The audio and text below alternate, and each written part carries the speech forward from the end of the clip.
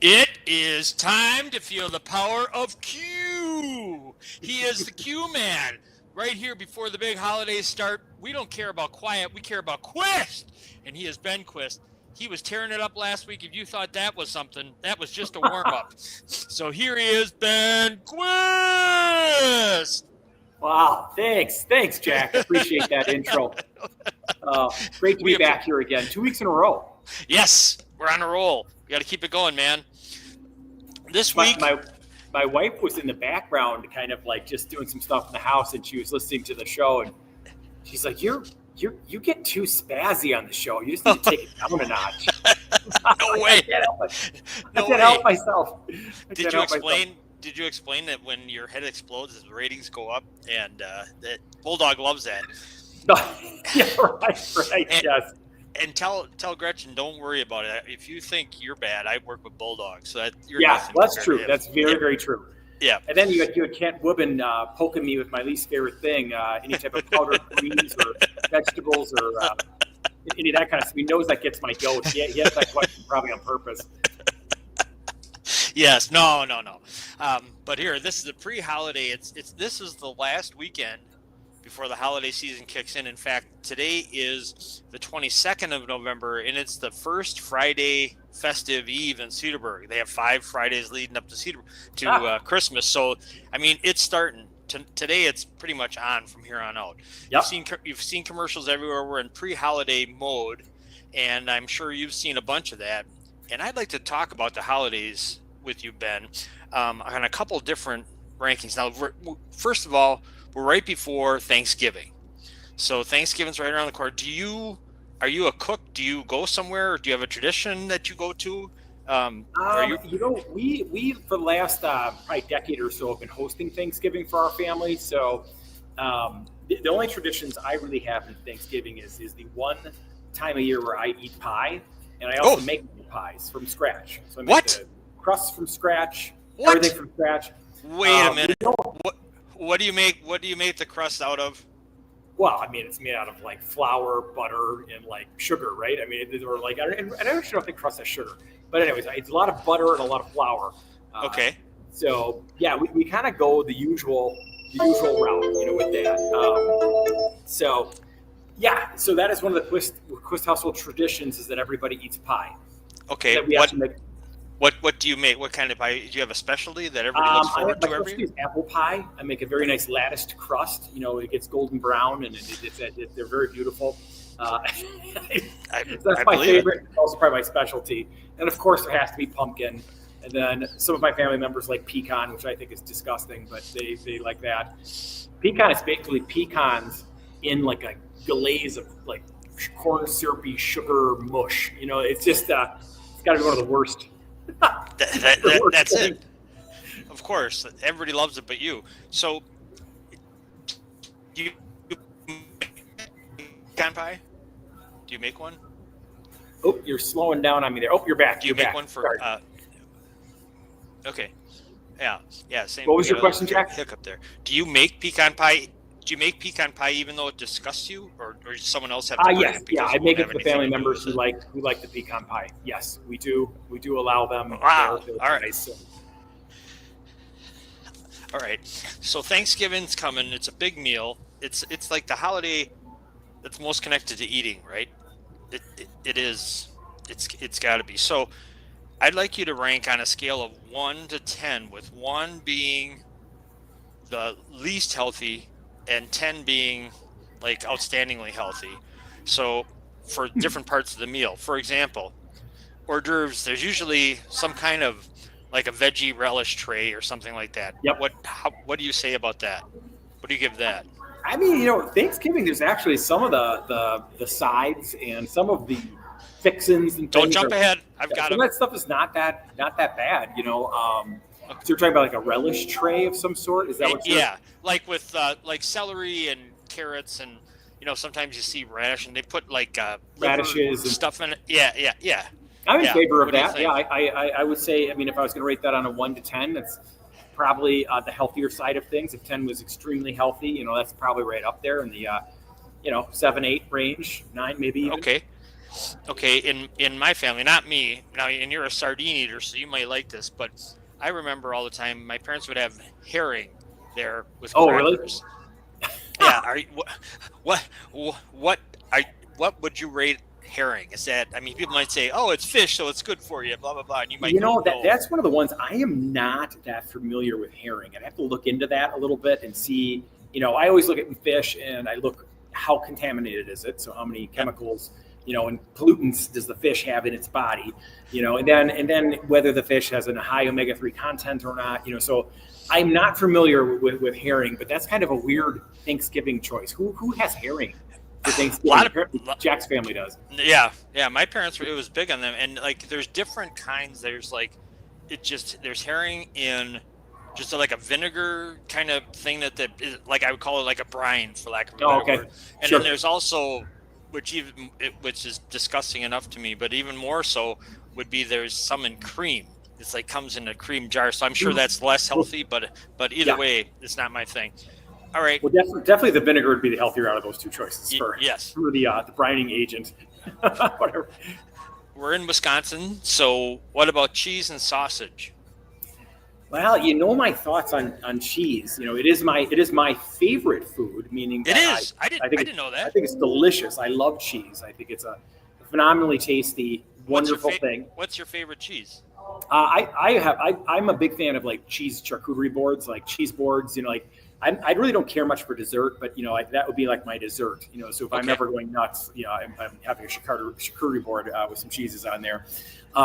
But cheese is very high in sodium. Cheese is very high in saturated fat, very, very high. Cheese is very high in calories.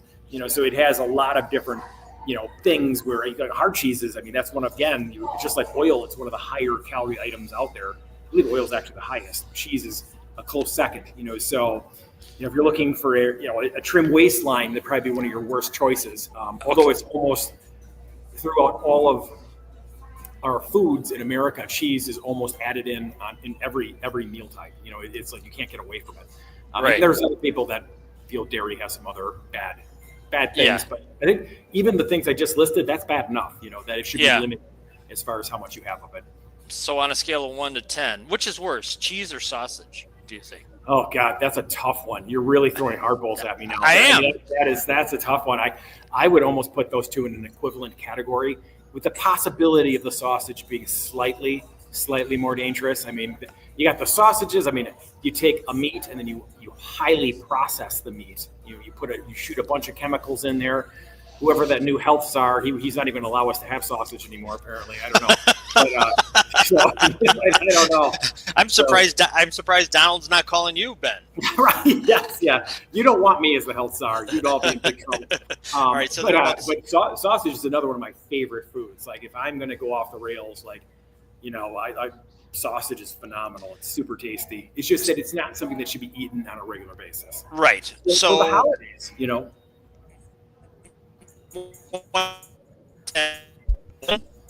As far as being 1 being the least healthy and 10 being the most. 1 For to 10 sausage and cheese. So sausage and cheese, you Yeah. know, would be down in that Like a kind 1. of like 2 to 3 category. You know, they'd be down at the lower end of the Ooh, spectrum. that- Where you are definitely doing something damaging to your That's body. higher. That's higher than I thought it was going to get. All right. You thought it was going to be a what negative, about- huh? Yeah. Yes, I did. What about Ben? You know those pickles? They have a lot of times. They have those little pickles, the gherkins or whatever, small sour pickles on a relish tray. How do you? Sure. Is a pickle good for you because it's the water salty, Oh, right, or something? Pickles just a cucumber, right? You know, but yeah, I would assume that the salt content is relatively high in pickles. You know, again, we're kind of parsing hairs here. I would kind of put the pickle more in the, like, you know, 6, you know, category. You know, there's not Okay. a ton of really bad stuff in there. So, What about olives? you know, again, I'm a fan of olives. I think in general, olives are a very good source of monounsaturated. Look at everyone who cringes their face. Olives are a very good source of monounsaturated fat, you know, and there's also lots of other good components in olives, you know. So I think they're very healthy for you, you know. So, and I'm a much bigger fan of eating olives than taking olive oil. I mean, I feel like people are like, well, let's like just, you know, take the olive oil and drink it like a drink. I mean, there are people out there that are like, it's like they have to have their shot of olive, oil each day, and I think that's ridiculous. Just eat a handful of olives. Like, why are you? It'd be the same thing of being like, I'm not going to have any oranges anymore. I'm just going to have orange juice. Orange juice is probably not that good for you, but oranges certainly are. So. Okay, green or black olives, which you like better? Which are better for you? My preference would be the black olive. I don't know for sure. Okay. I'd have to look at that and see. All those things, like any of that stuff when people do the 10 healthiest foods list. It's like, well, what are you rating it on? What is your criteria to make that food healthy? I would say either of those two are healthy choices. Okay. I have nightmares, PTSD of black olives. I had a sister who tortured me terribly throughout my life, and she would put black olives on her finger and wave it in front of me and eat it off her finger. And I was just, it just made me so sick. I was just like, oh my God, she just taunted me with her olives on the finger. And I'd say, stop that. So anyway, holidays are a lot of fun. What about the turkey itself? Well, I mean, depending on how it's prepared, I was just talking to a client about that today, and they were mentioning that they have prepared their turkey pretty much every different way you possibly could prepare it, so again, there's ways to prepare meat that's healthier. So if you're preparing it at a lower heat, probably in a moisture-rich environment, that's much better than a dry, super high heat for meat. Because as we know, when you heat meat at dry, super high temperatures, certain components are formed that are not that healthy for the human body. So I would put it on a preparation. Okay. You got to prepare it in a some of the healthier ways. I've heard people that have fried turkeys, right? I've heard of smoking them, like all kinds of stuff's going on. Turkey in general, I mean, I don't know. I mean, again, it's a farmed meat. You got a bunch of turkeys all in some kind of gigantic building, crapping on each other, eating each other's crap. It's just they're feeding the turkey all kinds of stuff the turkeys never have eaten in the past. The turkeys are genetically modified. It's just you're not eating your grandma and grandpa's turkey. That's for darn sure. Tom, the turkey that was in the backyard that, your grandpa took over and chopped the neck off of and made it, that'd be a much healthier turkey choice. But it's just, unfortunately, we have so many things we've done to our food chain that turkey in general, commercial turkey, is probably not quite as healthy as it used to be. I'd probably put it at a 5, 5? That's shocking to me. Sorry, okay. Man. That's all right. That's all right. That's why I'm asking you. Gravy's made all different kinds of ways, I know, but you have gravy at your house. How do you put the gravy? I mean, so what do we do? I don't make any of the sides at my household. I'm pretty sure gravy's bad for you, but right? I'm pretty sure it just tastes too darn good. If I had to guess just from tasting gravy, I would say it's extremely high in fat in addition to high in sodium. So those would be two no-nos for people who have heart disease. And I don't care what kind of stuff people have heard online and whatnot. High saturated fat orientated diets, every piece of available research kind of supports that that's not the route to go if you have heart disease, which half of the American population is going to die of heart disease. So half of us have it, so that's eating foods that have these high saturated fat amounts is really not the best route to go. So I'm gonna give the gravy a 4. All right. Yeah, I didn't think so. Okay. Stuffing. Oh, someone's just asking about that. Michael Kodola, one of the trainers at our gym, stuffing is his favorite Thanksgiving food. And again, stuffing can be... I just had a class with him. Oh, did you have a class? Yeah. Stuffing can be made a ton of different ways, right? So there are probably some ways to make it a little bit healthier, and there's some ways to make it bad. I would say, in general, most of the stuffing that I've seen is probably not that good for you. I'd probably put it, again, in that kind of 4 or 5 category. Plus, it's really good that they shove it up the turkey and... Don't they cook it inside of the turkey? I find that kind of distressing to me. What are they? Where are they shoving the stuffing? My mom's always pulling it out of the turkey out of some orifice that I don't even know where it's coming from. What are you doing? Distressing. Ben. I do think it's delicious. I mean, stuffing is really yummy. That's your word of the day. Distressing. Okay, green bean casserole. Oh, yeah, you're throwing all these ones. I mean, in general, most of those are going to be bad for you. They're typically, there's a lot of cheese in those, I'm assuming, right? I don't think I've had green bean casserole. But it's like I don't like it, but it's green beans and it's cream and mushroom soup, which makes my stomach curdle. And the prepared, not fried onions, but the canned fried onions, and sprinkled on top kind of thing. And since the bean is in there, a lot of people think that's healthy, and I'm like, I mean, it's probably, you got the spectrum. If you got pretty much everything you can get at McDonald's is a 1 or a -1, right? A lot of the Thanksgiving foods are falling in at a 2 to 7 category. Yeah. So, I mean, it's not the worst stuff in the world, but, again, there's probably some bad stuff in that as well. So maybe a 4 or 5. Yeah, maybe a 4 or 5. I'd have to get a full ingredient list. Again, I don't feel confident with your description of the casserole. Oh, well, look it up. Sounds disgusting. It is to me. It is. Green beans are so nasty. Oh, I don't mind. No, it's just the rest. I don't like green beans. Okay. I don't know. We have one that might be good. Sweet potatoes. Yeah, sweet potato is one of the kind of, it's touted as a health food, and I think there's some good things in it. Usually the things in nature that are highly colorful are the things that have a lot of good things for your human body. So that's why a lot of the berries have deep purples and blues and all kinds of cool colors. Orange is a color that has, a lot of good things in it. So, the sweet potato, I would put that on the higher end of the spectrum. So that might be like an 8 or 9, depending on how it's prepared. Okay. You could fry sweet potato too and make it. No, baked. I'm thinking the classic sweet potato. Yeah, no, totally. Yeah. You could make a baked sweet potato, put good toppings on it, and that would be a very, very healthy choice for Thanksgiving. What about regular potatoes, Ben? Just like a baked potato. How does that compare to a sweet potato? Again, I think I love things that have one ingredient. So potato, that's great. So they're typically considered less nutrient dense than a white potato. A sweet potato. So the white potato would be less nutrient dense than the sweet potato. Yeah. So, but yeah, I still, if it's, I'll take a potato all day long versus a McDonald's cheeseburger or a Starbucks Frappuccino or many of the things, or even a giant muffin that you get at many of the coffee shops. Those are not good for you. Those are bombs. You look at that whole pastry rack, don't eat any of it. There's nothing healthy when you're getting your coffee, which you should be getting black. There should be nothing else in it. No cream, no sugar, none of that stuff. You look to your left, you see that big rack, all that stuff. You look through it and what can I get here? I'm kind of hungry. Nothing. There's nothing there. There's nothing you get in the coffee shop. Sorry. Okay. What about cranberries stuff? I mean, people make it different ways, but cranberries are good for you, right? I mean, aren't they basically good for you? Yeah, I mean, cranberries another considered a superfood or a very, very healthy option. They're bright red, right? I mean, so they have, anytime you have a colorful fruit or vegetable, it usually has some really good health benefits. Depending on how you prepare it, again, if you put tons of sugar in whatever you're making, like a relish or something, I'm sure you can make it less healthy. But, cranberries in and of themselves are one of the things that are very, very good for you.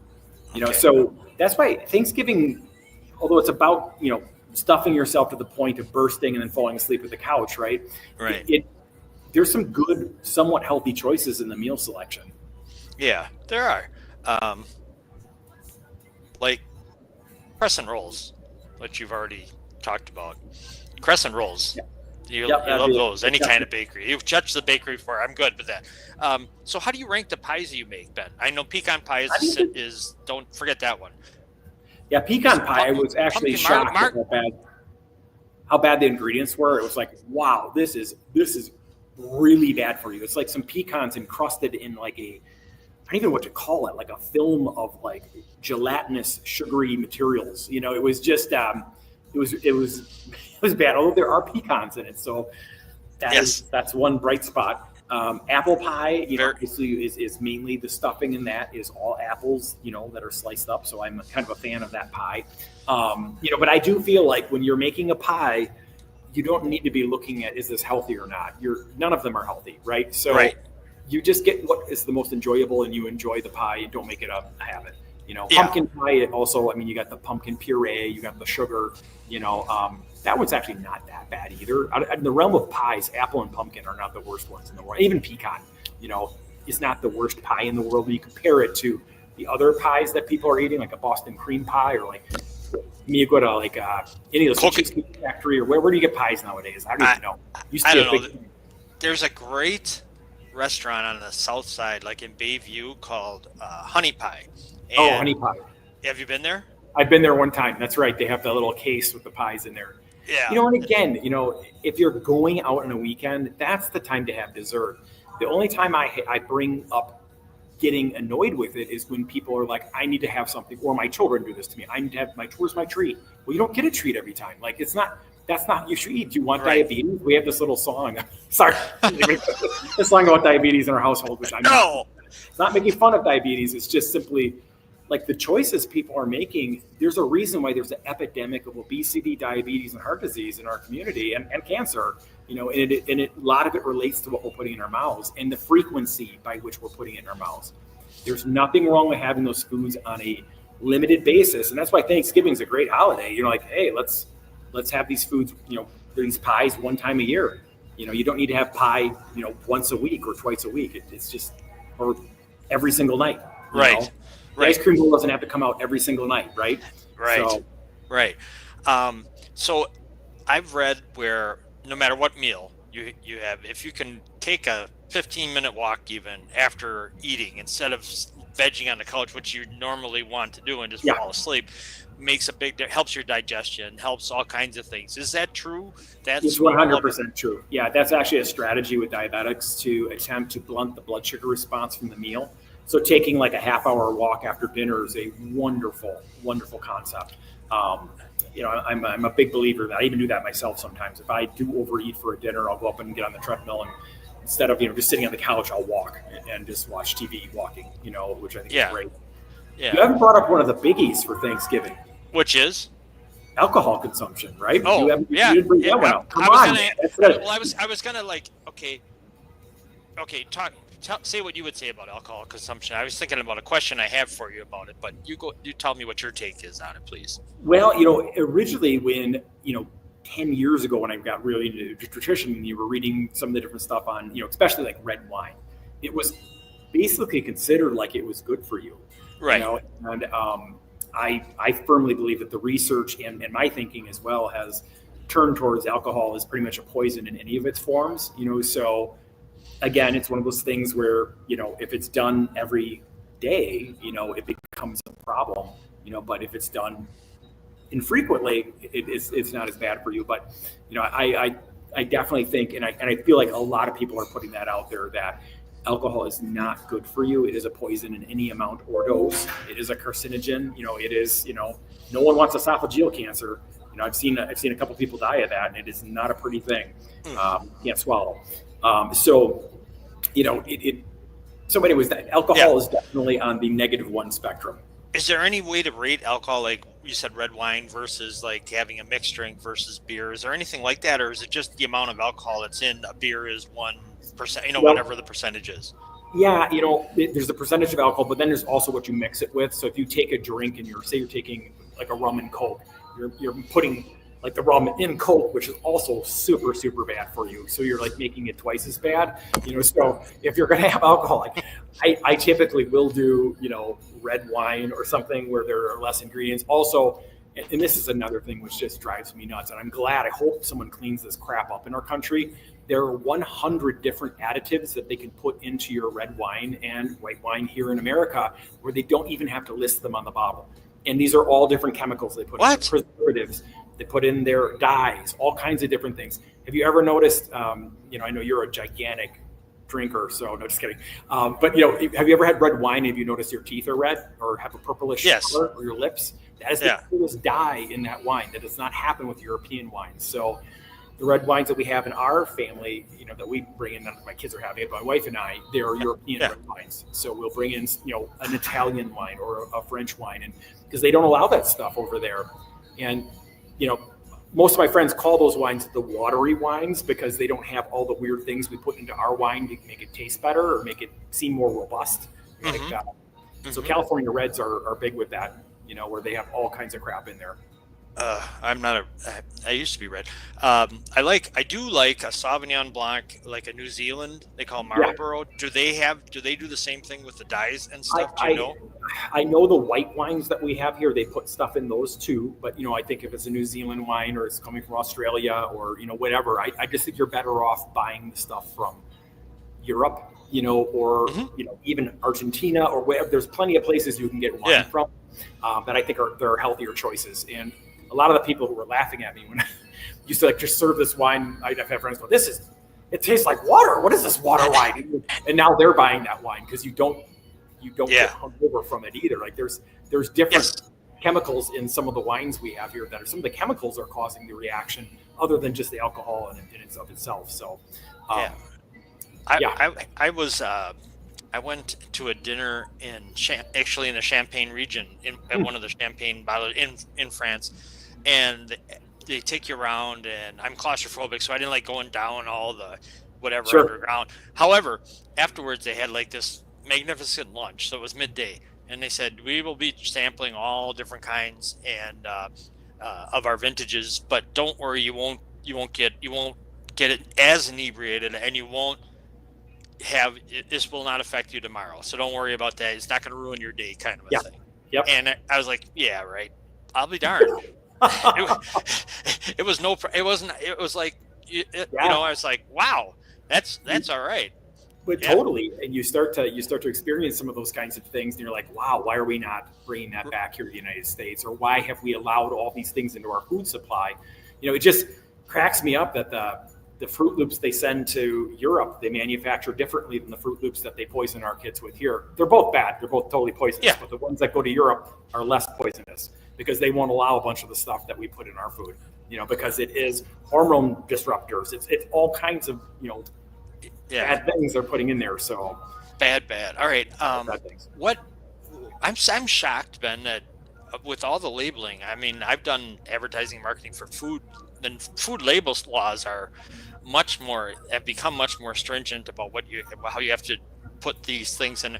I'm shocked that there's not like that for alcohol of all things. You'd think that would even have more. I'm really surprised at that. Yeah, look it up. I mean, it is. I'm not doubting it. It's just surprising. It's scary. I agree. When you start to look at it, it's almost you get shocked that this has been allowed to go on and that no one is regulating it or looking at it, or a lot of times this generally recognized as safe or GRAS designation that they give to these additives that they're putting in the food. The people that decide if that additive is safe is many times the manufacturer themselves. So the person manufacturing the wine is like, well, we think it's safe. There's no big governing body. It's not like drugs where they have to go through trials and everything. So we generally think this stuff is okay. Put that in the wine.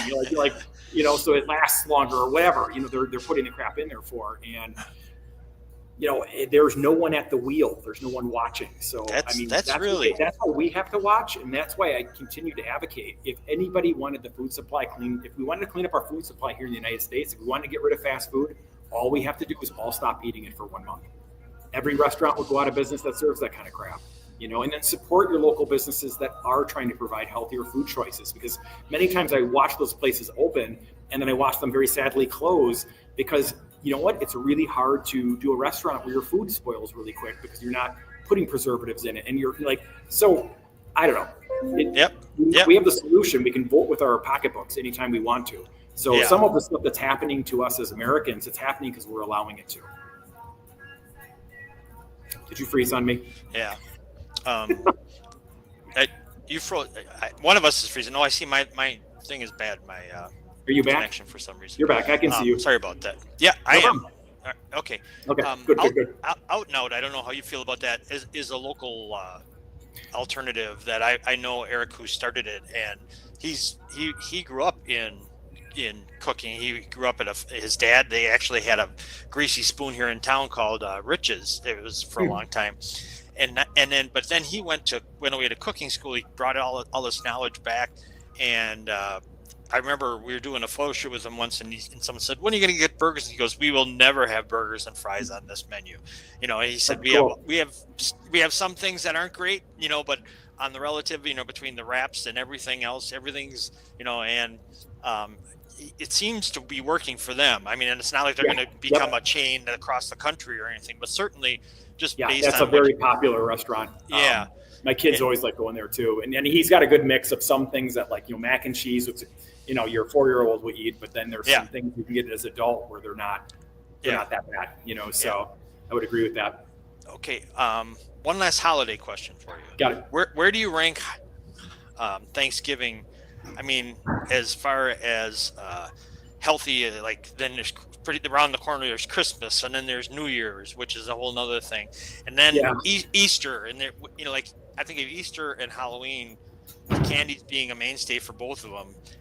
Those can't be healthy holidays. Well, not for kids, for sure. I mean, that's always it kind of terrifies me every time Halloween comes around. It's one of my favorite holidays, but like the sheer volume of sugar that we put through our kids.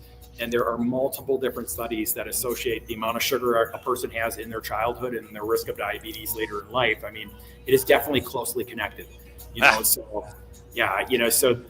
so how, if it's from a kid perspective, Halloween might be the worst one, unless you control. I know parents handle it all different ways, but we kind of let them gorge themselves on one day and then we take it away the next day, whatever, you got to figure out how you pick your battles, right? But Thanksgiving's not. I don't think it's that unhealthy of a holiday. It's just you could actually eat pretty healthy. In our family, some of our sides are steamed broccoli. Like we have different sides on the table where they're not all terrible. Yeah. Remember, load up your plate with a lot of the good stuff, and then just make the bad stuff a little bit smaller. Yeah.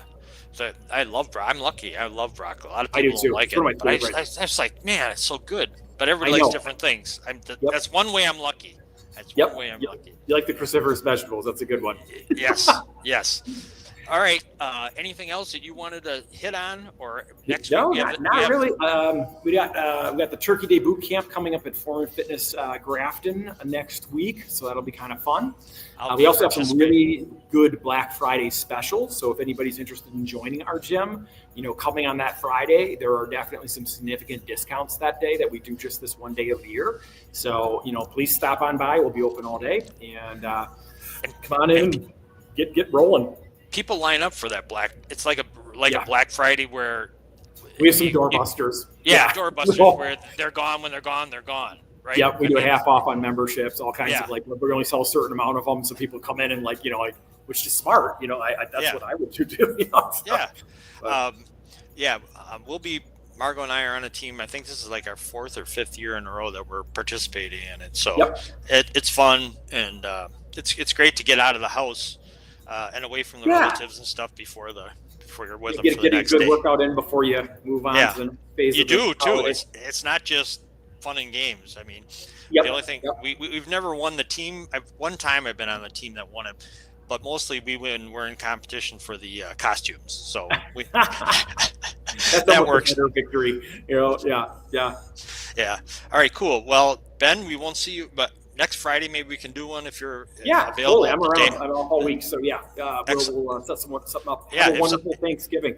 Yeah, if you're better earlier in the week, just let me know, and we'll do it then. Okay. But have a great Thanksgiving to you and Gretchen and the whole crew, and make them damn pies, man. You're making me hungry. Take care. All right. Thanks, Jack. Bye-bye. Yep. Thank you. Bye.